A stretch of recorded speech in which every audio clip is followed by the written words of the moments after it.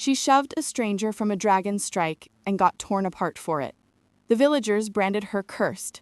She had no idea the stranger was a vampire prince. And now his father, the vampire king, has arrived at her doorstep with chains in hand. The forest path cutting through Emberwood carried the scent of pine and gathering rain. Kaina knelt beside her woven basket, fingers moving swiftly to collect moon petal, a delicate flower that bloomed only in shade. Her small cottage sat just past the tree line, humble, but filled with dried herbs suspended from every rafter. Travelers called her the Forest Girl, though at 23 she'd outgrown that name long ago. She heard the horses before they came into view. 3 riders emerged from the eastern trail, their cloaks thick with road dust. The rider in the center carried himself differently from the others, straighter, more guarded. Something in his bearing made Kaina pause. "Water," she called out, rising and brushing soil from her worn skirt. "There's a well close by." The middle rider dismounted, and his guards closed in immediately, too protective for ordinary travelers. "Just water," the man said. His voice was refined, educated. "We've been riding since dawn." Kaina nodded and guided them toward her cottage. She asked no questions. Most travelers passing through Emberwood sought anonymity, and she had learned long ago that prying drove away customers who might purchase her healing salves. Then the sky went dark, not with storm clouds, but with wings. The dragon appeared so abruptly that Kaina's heart seemed to freeze. It was young, perhaps only 50 years old, but its scales gleamed bronze in the fading light, and its roar shattered the forest's calm.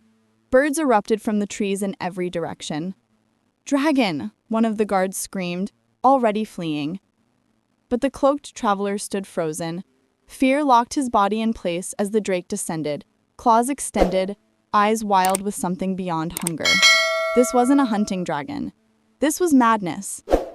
Kaina didn't think. She lunged forward, slamming into the traveler with her full weight.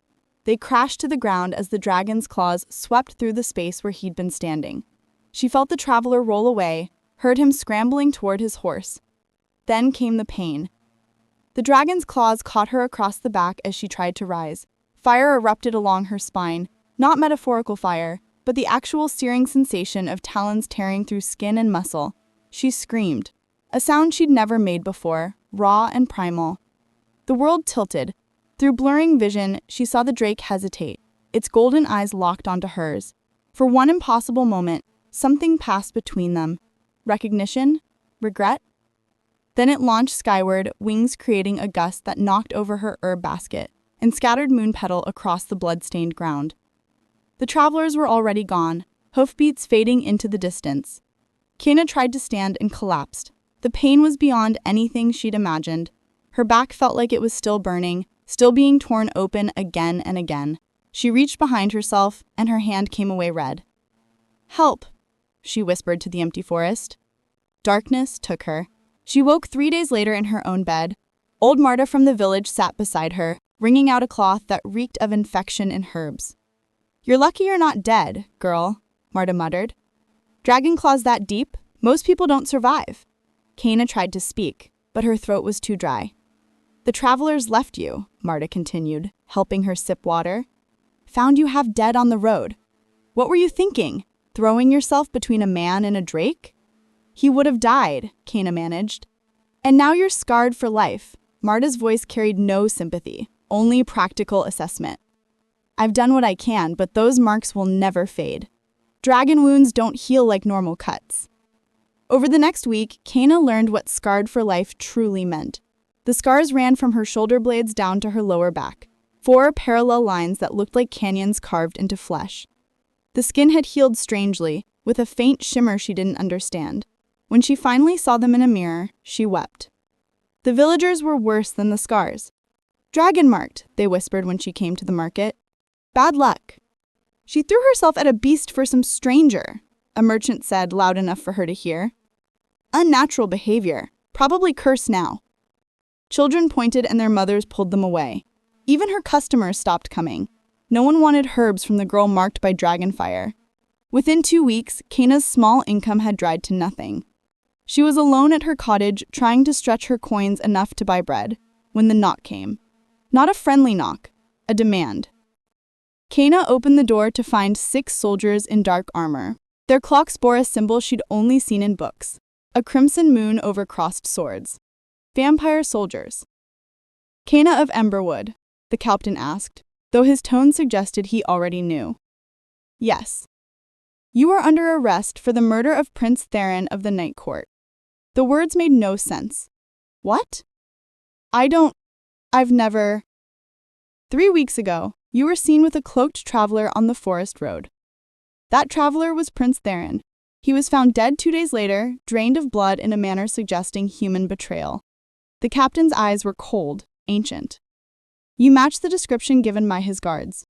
The last human he spoke to before his death. I saved him, Kana's voice cracked. From the dragon! I pushed him out of the way. Then you'll tell that to the king. The captain gestured and 2 soldiers moved forward. King Valian is very interested in speaking with a human who was present at his son's final moments. They bound her hands with silver chains that burned against her skin. As they led her to a covered wagon, Kana looked back at her cottage, at the herbs still hanging in the windows, at the life she'd built from nothing. A life that had just ended because she saved a stranger. The wagon door slammed shut, and through the barred window, she watched Emberwood disappear into the distance. None of the villagers came to see her off. None of them would mourn the dragon-marked girl accused of killing a prince. In the darkness of the wagon, Kana felt her scars begin to burn with a heat that had nothing to do with pain. Something was waking inside them. Something that would change everything. The crimson citadel rose from the mountains like a crown of black stone and blood-red glass. Kana had never seen anything so terrifying or so beautiful. Towers spiraled toward a sky permanently painted in twilight. The vampire kingdom existed in eternal dusk, held there by ancient magic she couldn't begin to understand. They dragged her through corridors lit by floating orbs of cold fire. Vampires lined the halls, their eyes tracking her movement with hunger barely concealed behind aristocratic masks. She was human in a place where humans were food, prey, or slaves. The throne room doors opened with a sound like a death knell. King Valen sat on a throne carved from a single piece of obsidian. He was younger than Kaina expected, perhaps appearing 30 in human years, though he could be centuries old. His hair was dark as midnight, pulled back to reveal a face of sharp angles and skin like marble. But it was his eyes that made her breath catch. They were silver, bright as coins and completely empty of warmth. A king in mourning. Bring her closer, Valen's voice cut through the silence. The guard shoved Kaina forward. She stumbled, chains rattling, and fell to her knees before the throne. The cold stone bit through her thin dress. Look at me. She raised her head. Those silver eyes pinned her in place. You are Kaina of Emberwood. 3 weeks ago, my son traveled through your forest road in disguise. He believed someone in his own court wanted him dead, so he fled with only 2 guards. Valen leaned forward slightly. Those guards reported that he stopped at your cottage, that you spoke with him. 2 days later, he was found murdered, his blood drained, his body bearing marks of human treachery. I didn't kill him, Kaina said. Her voice shook but held. I saved him from a dragon attack. A dragon attack? Valen's tone was flat. How convenient. It's the truth. The drake came out of nowhere. It was crazed, not hunting normally. I pushed your son out of the way and took the blow instead. She twisted, trying to show her back. The scars. Show me. The command left no room for argument. The guards unlocked her chains and yanked the back of her dress down to her waist. Kaina closed her eyes against the humiliation, feeling dozens of vampire gazes on her exposed skin. She heard Valen's sharp intake of breath. Then footsteps. He had left his throne and was crossing the distance between them. She felt his presence behind her like a cold wind, and then, impossibly, his fingers touched her scars. The moment his skin made contact, something exploded through the throne room. Light erupted from Kaina's scars, brilliant and golden. She screamed as heat flooded through her body, not pain, but power, wild and ancient. The light painted shadows across every wall, and in its glow, images flickered like memories that weren't hers. A dragon flying, a scroll hidden beneath floorboards, a face twisted in betrayal. Then darkness. Kaina collapsed, gasping. Valen caught her before she hit the ground, his cold hands surprisingly gentle. When she opened her eyes, his face was inches from hers, and his expression had completely changed. Dragon magic. You carried draconic energy in your scars. No human should survive that. No human should bond with Drake magic. I don't understand, Kaina managed. Valen pulled her dress back up and helped her sit. The entire court was silent, staring. He turned to face them, his voice ringing with authority. This human speaks truth. Dragon touch cannot be faked. It's proof of sacrifice, of a Drake's acknowledgement. He looked down at Kaina. The attack was real, which means someone orchestrated it. My lord, one of his advisors spoke carefully. If the prince was attacked by a controlled dragon, then someone wanted him dead and planned to blame a human. Valen's eyes narrowed. Someone who knew he traveled that road. Someone in this very citadel. The throne room erupted in whispers. Valen silenced them with a raised hand. Kaina of Emberwood, I sense no deception in you. The dragon touch confirms your story. You saved my son, not killed him, but you are now the only witness to an assassination plot. He paused, making a decision that would alter everything. You will accompany me on a journey to discover who murdered Prince Theron. The scars may be the key to finding his killers. What? Kaina stood on shaking legs. I'm not a detective. I'm an herbalist. You're marked by dragon magic. That makes you invaluable. His voice softened almost imperceptibly. And you are the last person to show my son kindness. For that alone, I will not see you harmed. He turned to his guards. Prepare for travel to the Ashen Mountains. We leave at nightfall. As servants led Kaina away to be cleaned and clothed properly, Kaina touched her back where Valen's fingers had been. The scars still tingled with residual warmth. She'd come here expecting execution. Instead, she was now bound to a vampire king hunting her son's murderer. And somehow, impossibly, her cursed scars had just saved her life. The journey north took 4 days, and Kaina learned that traveling with a vampire king meant never seeing true sunlight. They moved under enchanted canopies that filtered daylight into something Valen could tolerate, a perpetual gray twilight that made everything feel like a dream or a nightmare. Valen rarely spoke. He rode ahead on a black horse that seemed to absorb light, his posture rigid with barely contained grief. Kaina rode behind with 2 guards who watched her like she might vanish into smoke. On the 3rd day, the burning started. It began as a faint warmth between her shoulder blades, easy to ignore. By afternoon, it felt like hot coals pressed against her spine. By evening, Kaina was struggling to stay upright in her saddle. We stop here, Valen announced suddenly, although they were still hours from the mountains. Kaina slid from her horse and her legs nearly gave out.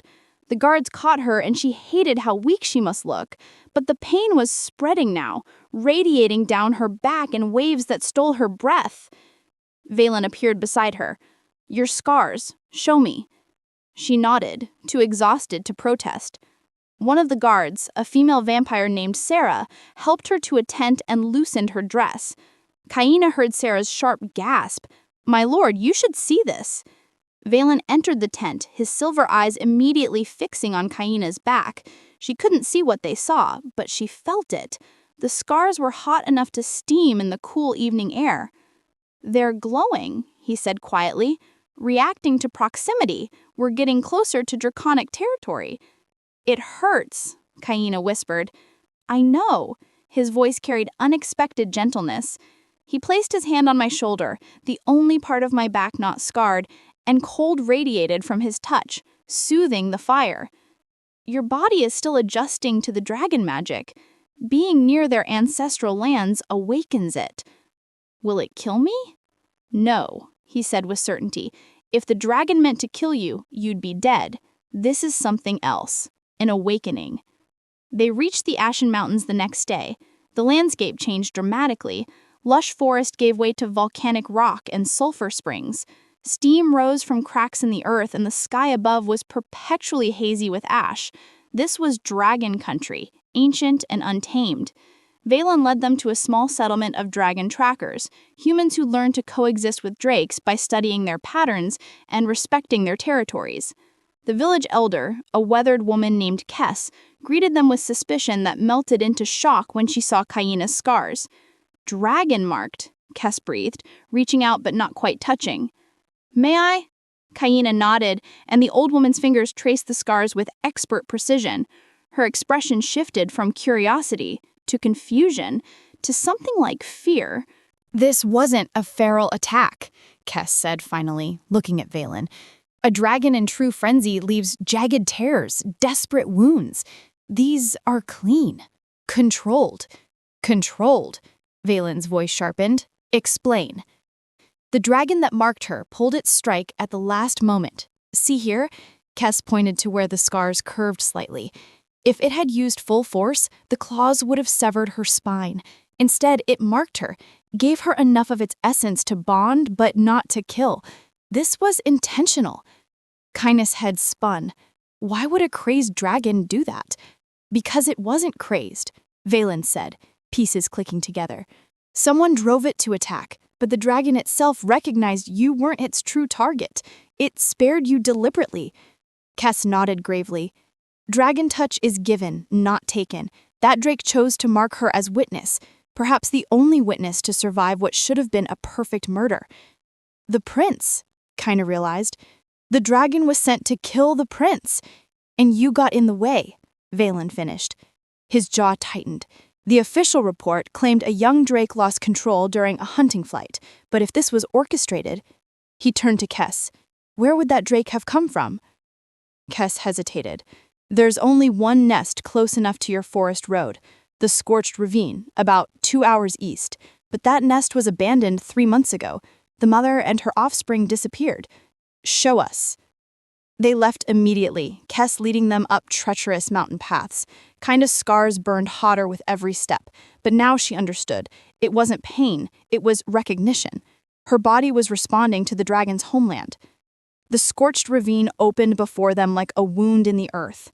Black stone walls rose on either side, and at the bottom lay the nest, a massive construction of scorched wood and volcanic glass. Empty, but not abandoned naturally. Valen dropped into the ravine with inhuman grace. Kaina climbed down more carefully, Sarah helping her navigate the loose rock. When they reached the nest, the wrongness of it hit her immediately. The eggs, Kess said, hollow. They were smashed. Look, shell fragments everywhere, but weeks old. Valen knelt, running his fingers through ash. When he lifted them, dark residue clung to his skin. His expression turned deadly. Blood magic. What? Kaina moved closer. Someone used blood magic here. Recently. He stood, holding up his stained fingers. They destroyed the eggs, drove the mother and her young drake into a frenzy, and aimed them at a specific target. The prince, Sarah said. The prince, Valen confirmed. His silver eyes found Kaina. Someone orchestrated a dragon attack to assassinate my son and frame humans for it. And the only reason we know is because one herbalist was brave, or foolish, enough to interfere. Kaina's scars suddenly flared with heat so intense she cried out. She fell to her knees as images flooded her mind. Not memories, but visions. A man hiding something beneath floorboards, a scroll with a red seal, hands covered in blood, drawing symbols.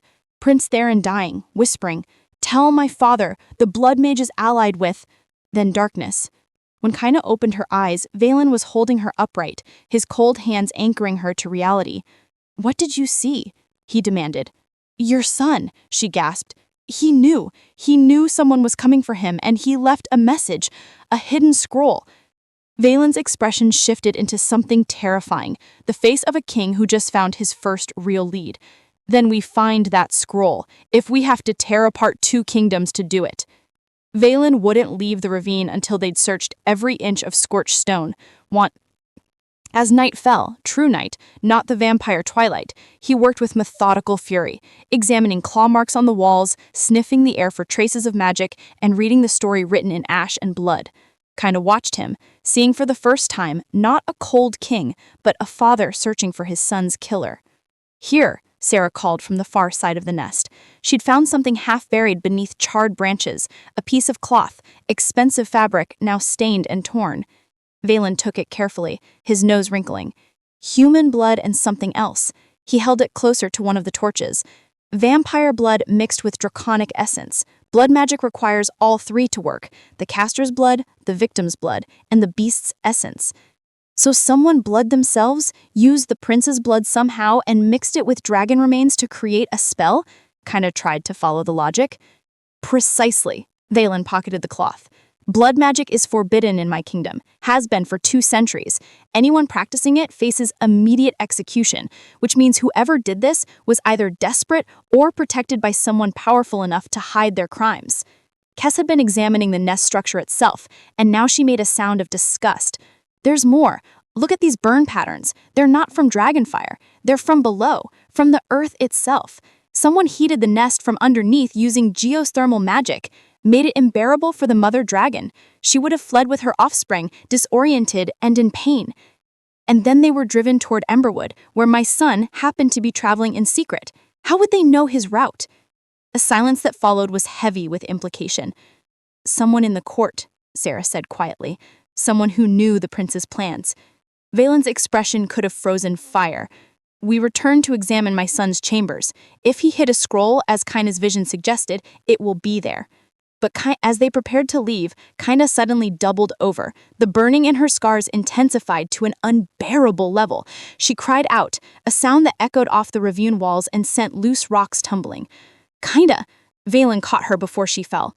Her vision went white, then red, then filled with images that weren't hers. Prince Theron in a moonlit room pulling up floorboards near his window, his hands shaking as he sealed a scroll with red wax. "If I don't survive, someone will find this. Someone must." Then darkness, a figure entering, surprise on Theron's face. "You? But I thought—" Claws. But not dragon claws. Vampire claws, enchanted to look like dragon wounds, to make you blame the dragons and start a war. And a voice, cold and familiar. "The king will believe it was the dragons. By the time he learns the truth, it will be too late." Kaina came back to herself gasping. Valen was holding her, his face inches from hers, silver eyes wide with something like fear. "Your scars are showing me his memories," she choked out. "The dragon gave them to me when it marked me. It saw everything, and now I can see it too." "What did you see?" "Your son's murder," her voice broke. "It wasn't dragon claws. They were vampire claws enchanted to look like dragon wounds, to make you blame the dragons and start a war." Valen went perfectly still. When he spoke, his voice was death itself. "Who?" "I couldn't see the face, but I heard a voice, male, someone your son recognized and trusted. He said, 'By the time the king learns the truth, it will be too late.' Valen, what happens if you go to war with the dragons?" "Dragons have treaties with human kingdoms. If we attack them, humans would be forced to intervene. The entire continent would erupt into war. And in that chaos," Valen continued, his mind working rapidly, "someone could seize power, eliminate rivals, reshape the kingdom." His hands clenched into fists. "This isn't just about my son. This is a coup attempt." Kaina's scars flared again, but this time the sensation was different. Not pain, but urgency, like something was pulling her north. "The scroll," she said suddenly. "I can feel it. The dragon magic in my scars is connected to the magic your son used to seal it. I can find it." Valen studied her for a long moment. "This will be dangerous. If the traitor learns we're searching the chambers—" "I don't care." Kaina met his gaze steadily. "Your son died because I wasn't fast enough to save him completely. The least I can do is help you find his killer." Something shifted in Valen's expression. Respect, perhaps, or the beginning of something deeper. "Then we ride for the capital immediately," he said. "But we tell no one what we're searching for. Trust no one in the court." As they climbed out of the ravine, Kaina looked back at the destroyed nest one last time. A young dragon had been tortured, manipulated, turned into a weapon. Its mother was still out there somewhere, grieving, just like Valen. And Kaina, marked by that dragon's deliberate mercy, was now the bridge between two grieving souls and the justice they both deserved. The scars on her back pulsed with golden light, a promise written in dragon fire and sealed in blood. The truth was close now, and with it, danger beyond anything she'd imagined. They didn't go to the vampire capital. The scroll isn't there, Kinda said as another vision struck her on the road. She gripped her horse's reins, steadying herself against the wave of images. Your son, he didn't hide it in his chambers. He gave it to someone he trusted, a human scholar in Alberton. Violin's jaw tightened. Alberton is the human capital. I cannot simply ride into the heart of human territory. But we must, Kinda insisted. The scroll contains proof of who's behind the blood mages. Without it, we have nothing but visions and suspicions. The decision hung in the air for 3 heartbeats. Then we go, Violin finally said. Sarah, send word to the human queen requesting emergency diplomatic passage. We'll claim I'm investigating my son's death and need human cooperation. My lord, Sarah's voice carried warning, if the traitor has allies in Alverton, then we'll deal with them. Violin's tone left no room for argument. Alverton rose from the plains like a crown of white stone and glass. Where the crimson citadel was all dark beauty and cold elegance, the human capital blazed with color. Banners in every hue, market stalls overflowing with goods, and everywhere the warm light of afternoon sun, light Violin could barely tolerate even under his enchanted cloak. The gates opened reluctantly. Human guards watched with barely concealed hostility as the vampire king entered their domain. Citizens lined the streets, some curious, most fearful. A few threw stones that Sarah deflected with casual magic. Bloodsucker, someone shouted. Monster! Kinda rode beside Violin, and the crowd's attention shifted to her.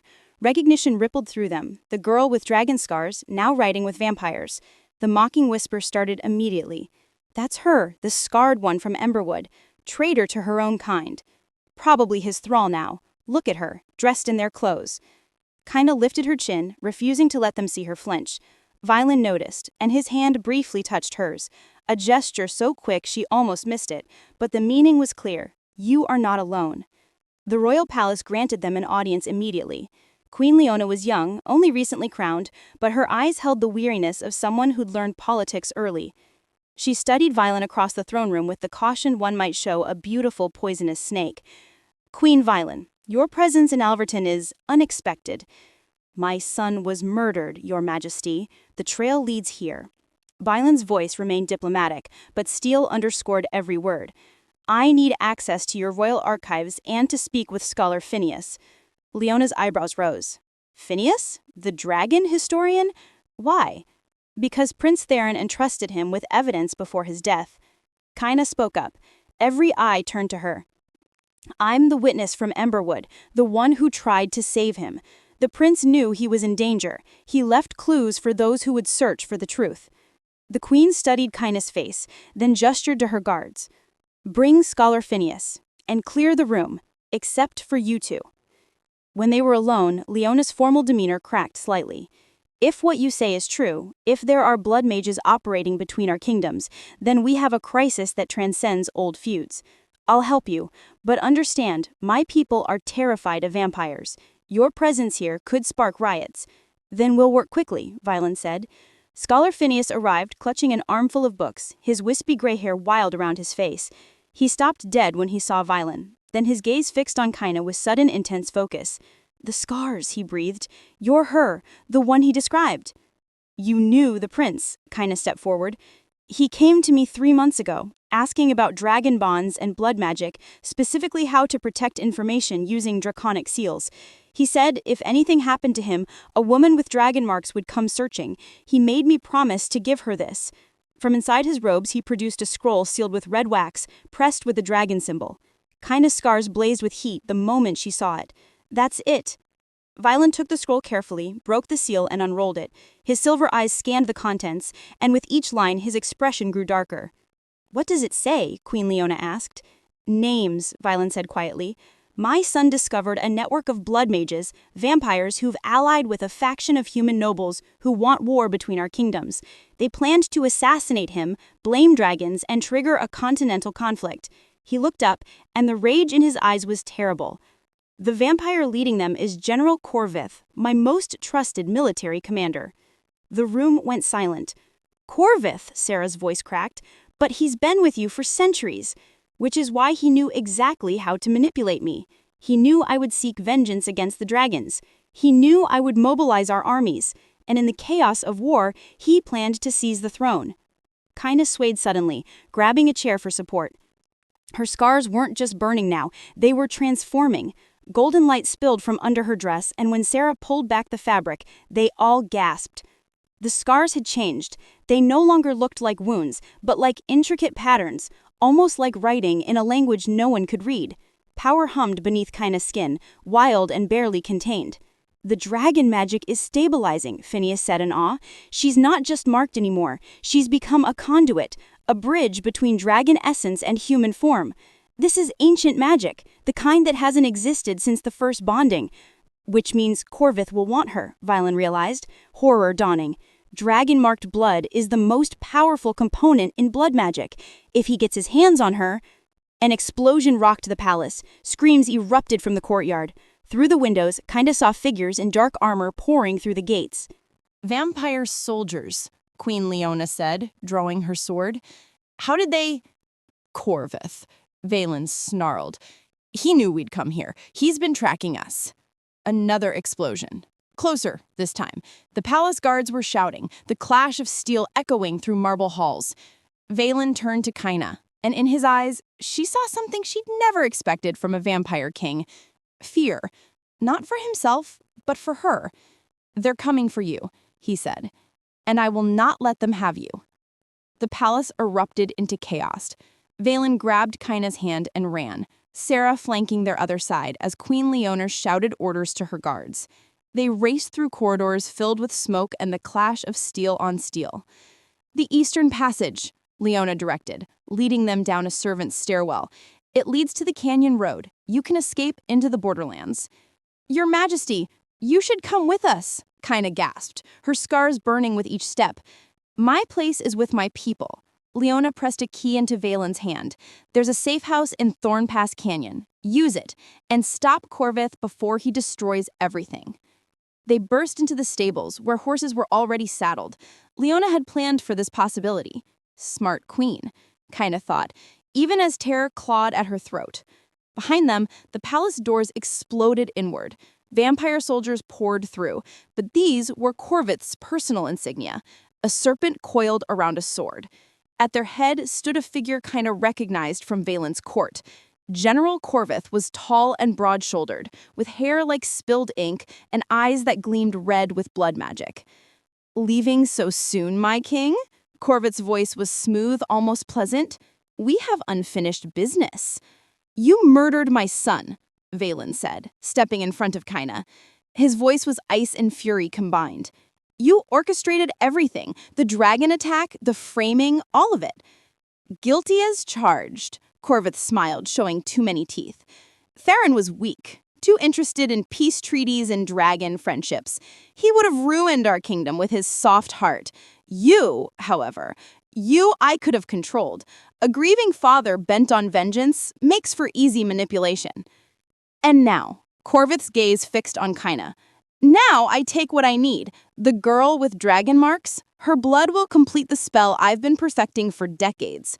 With it, I can control dragons themselves, make them weapons, bend them to my will. Imagine it, Valen, an army of dragons at our command." "You're insane," Sarah spat. "I'm ambitious." Corvith gestured and his soldiers advanced. "Kill the king, bring me the girl alive." Everything happened at once. Valen moved with speed that blurred reality, his blade singing as it cut through the first wave of soldiers. Sarah fought beside him, her magic crackling like lightning. Queen Leona's guards formed a defensive line, buying them precious seconds. But there were too many. A soldier broke through, heading straight for Kaina. She stumbled backward, weaponless, helpless. And her scars exploded with golden fire.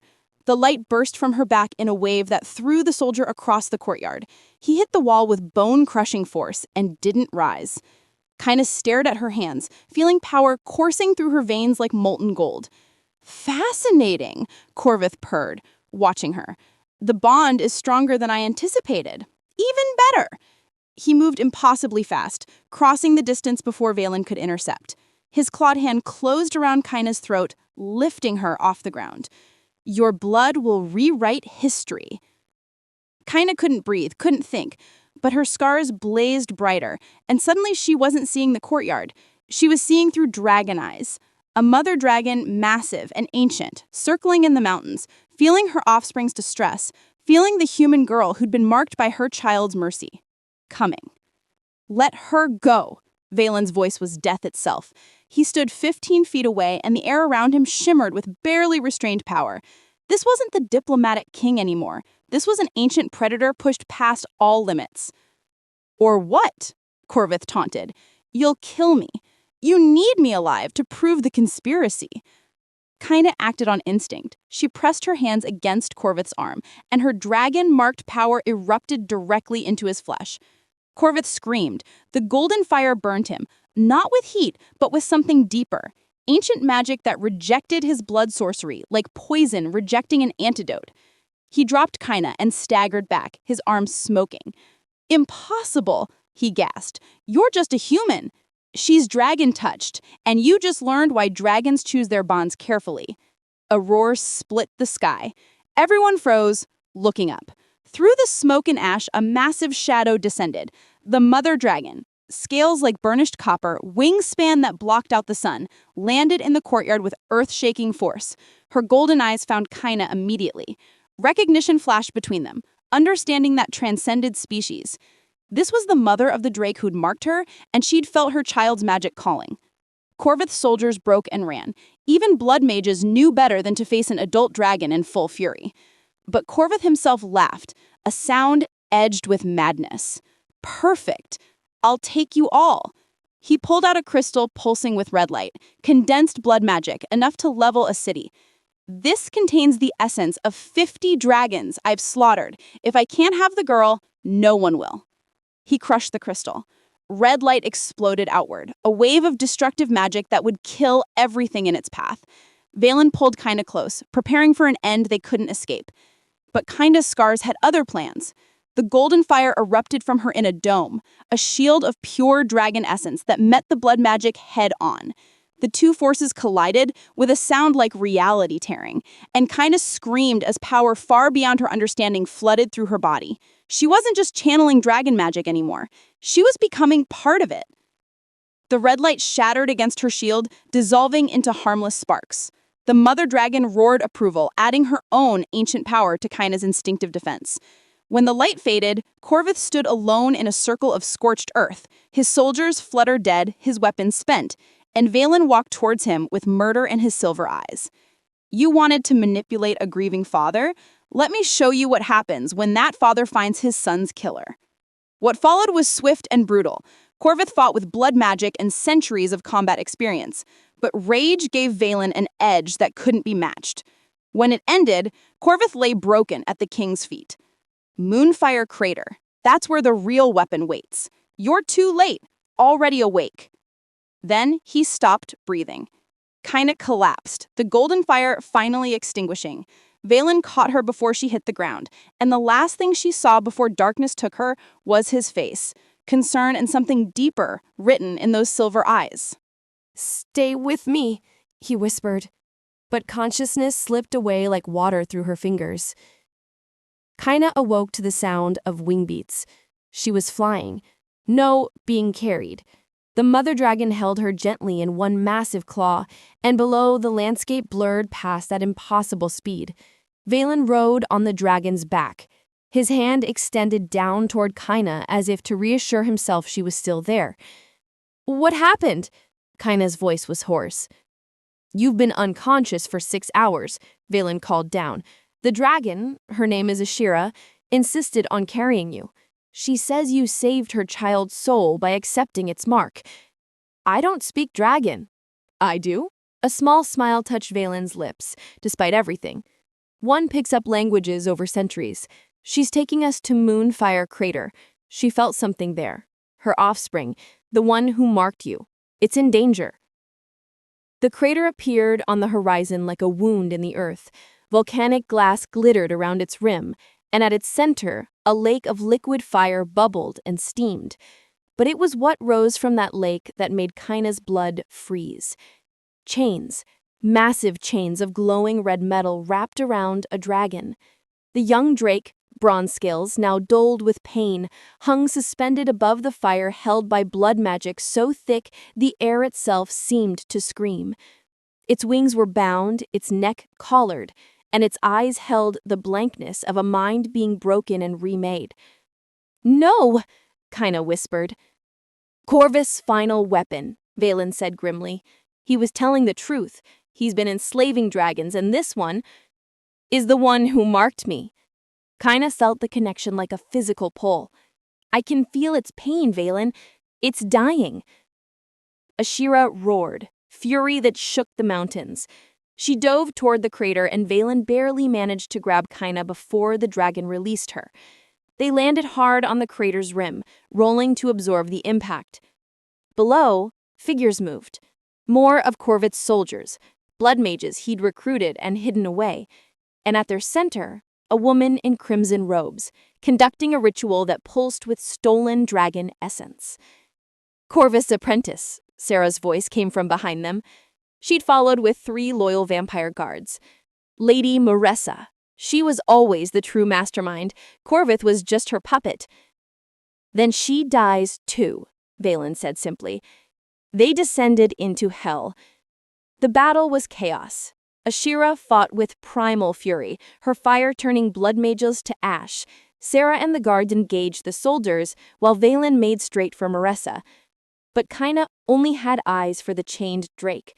She ran toward it, dodging magic and steel, her spars blazing so bright she left golden footprints on black stone. The heat from the fire lake should have killed her, but the dragon magic protected her, recognized her, welcomed her.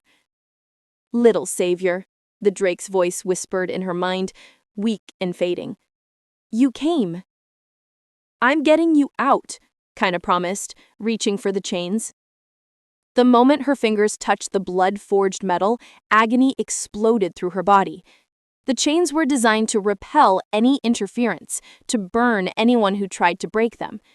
But her scars pulsed in response, and she understood. The dragon had given her its essence.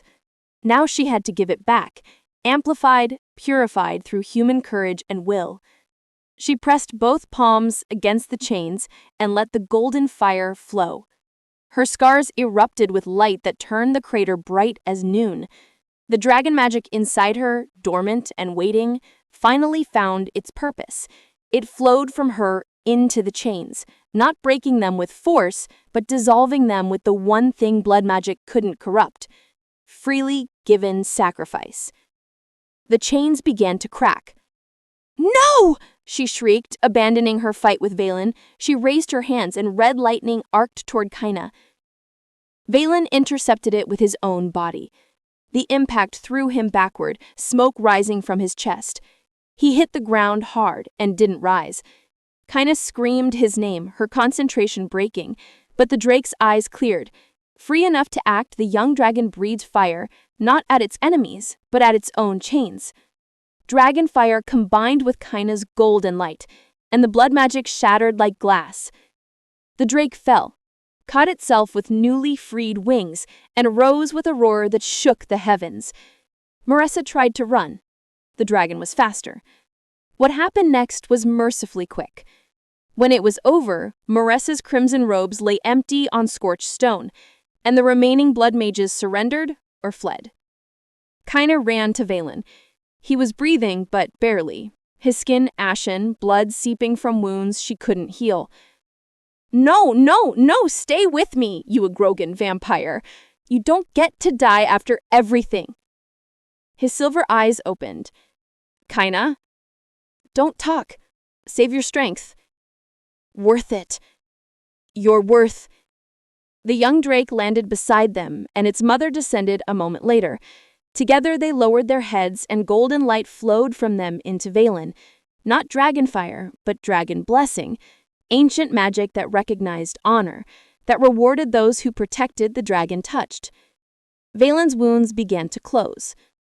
When Ashira lifted her head, her voice resonated in all their minds. "The debt is paid. The bond is sealed.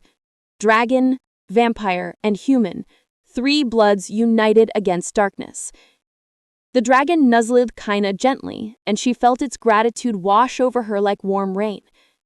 "Sister marked," it whispered, "always family." As dawn broke over Moonfire Crater, Kaina helped Valen sit up. His hand found hers and held tight. "We won," she said. "We survived," he corrected, but he was smiling. "There's a difference." Around them, Sarah and the guards were securing prisoners.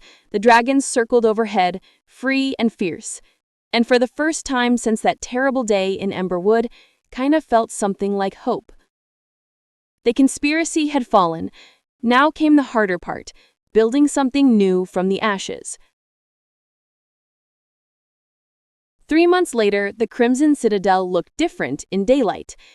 Valen had ordered the enchantments modified, not to create eternal twilight, but to allow windows that let real sunlight stream into certain chambers. It was a compromise, a symbol of change. Vampires still needed darkness to thrive, but they no longer needed to hide from the world. Kaina stood in one of those sunlit rooms, watching workers hang banners for the treaty ceremony. Dragon silk in copper and gold, vampire crimson, and human white, all woven together in a pattern that would have been impossible 4 months ago. Nervous? She turned to find Valen in the doorway.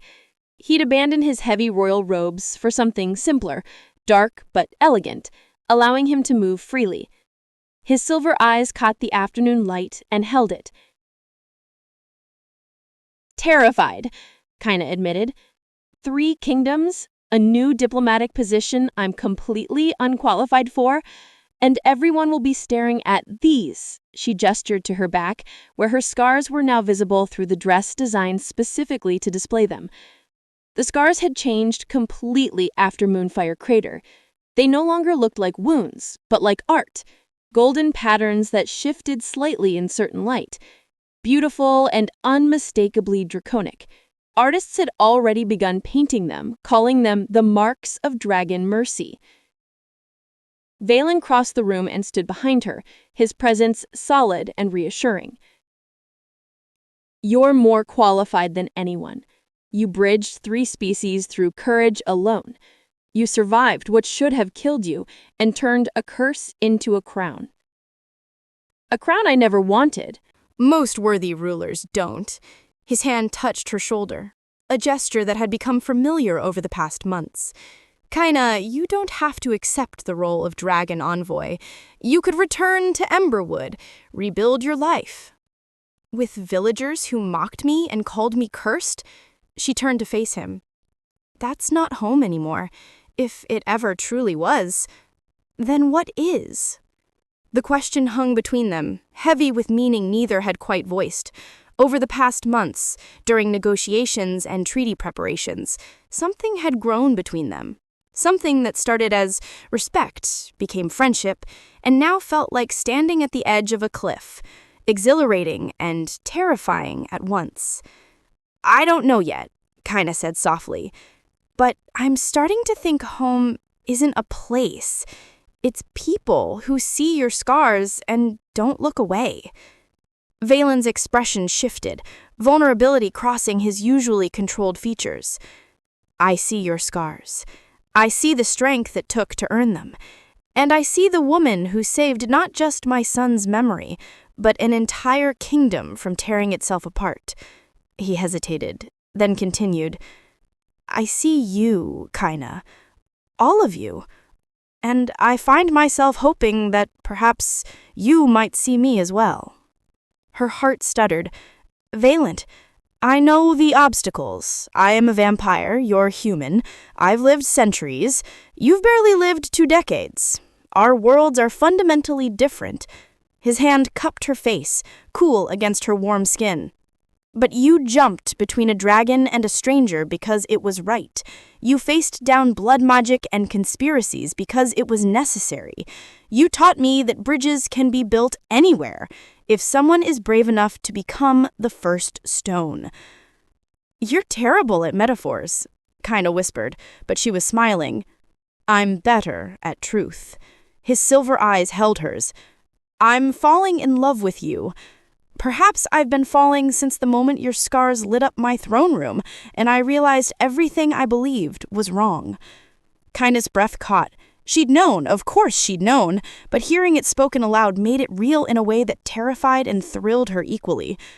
"I already fell," she confessed, "somewhere between the Ashen Mountains and Moonfire Crater. Probably the moment you took a blood magic strike meant for me." "That was tactical," Valen said, but he was smiling now too, a rare, genuine expression that transformed his whole face. "That was stupid. Perhaps." He leaned closer. "May I?" She kissed him before he could finish asking.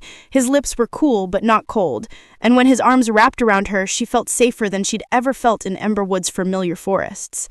This was different. This was chosen. When they parted, Valen rested his forehead against hers. "The court will have opinions. Let them talk. The humans will be scandalized. They already think I'm a traitor. The dragons will probably find it amusing. Ashira already does. She told me last week. You're not the only one who learned to speak dragon." A bell chimed. The ceremony would begin soon. Representatives from all three kingdoms waited in the Great Hall. Queen Liana with her human delegation, the dragon elders led by Ashira and her now healthy offspring, and vampire nobles who'd survived Corvet's purge, ready to swear loyalty to a king who'd proven his honor. Valen offered his arm. "Ready, dragon envoy?" Kaina took it, feeling the weight of her new role settling onto her shoulders, like wings. "Ready, Valen King." They walked together into the Great Hall, and the crowd fell silent. Kaina saw the stares, some curious, some disapproving, many awed. Her scars glowed faintly in the mixed light of sun and an enchantment. She was no longer the mocked herbalist from Emberwood, no longer the scarred girl who'd stumbled into history. She was the bridge between worlds, the woman who'd survived dragonfire and vampire politics and blood magic itself. And standing beside a king who looked at her not as a curiosity or a tool, but as an equal, as someone loved, she finally understood what home meant. It meant standing at the intersection of impossible things and choosing to build something beautiful anyway. The treaty was signed that evening, 3 kingdoms bound by honor and blood and the courage of one woman who'd refused to let a stranger die. As celebration erupted around them, Valen pulled Kaina aside to a balcony overlooking the valley. Stars were emerging, and somewhere in the distance, dragons flew in joyful spirals. "No regrets?" he asked quietly. Kaina looked at her scars in the starlight, golden and glowing, marking her forever changed. Then she looked at Valen, at the future they were building together. "Not a single one," she said, and meant it.